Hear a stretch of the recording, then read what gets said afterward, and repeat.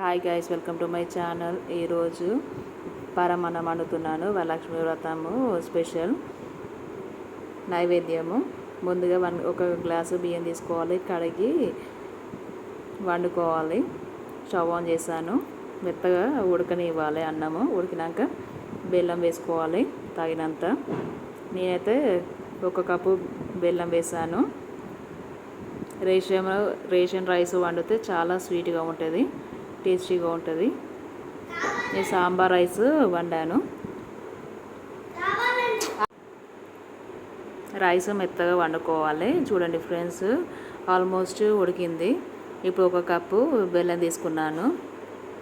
చిన్నగా తురిమాను. ఫస్ట్ వేసాక బెల్లం కరిగినాక పాలు పోసుకోవాలి. పాలు కూడా ఆప్షనల్. నేనైతే పెద్ద గ్లాసు పోసాను.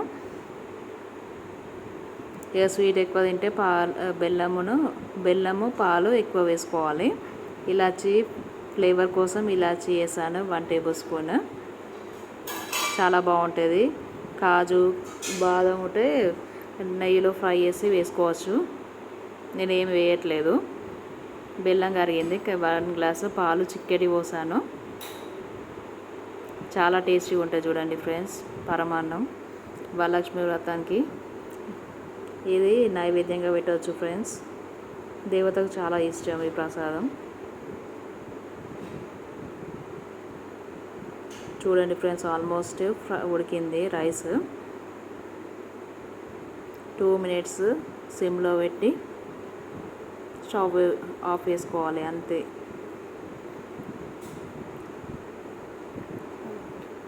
కూల్ అయ్యాక ప్లేట్లో సర్వ్ చేసుకొని తినాలి ఫ్రెండ్స్. చాలా రుచిగా ఉంటుంది.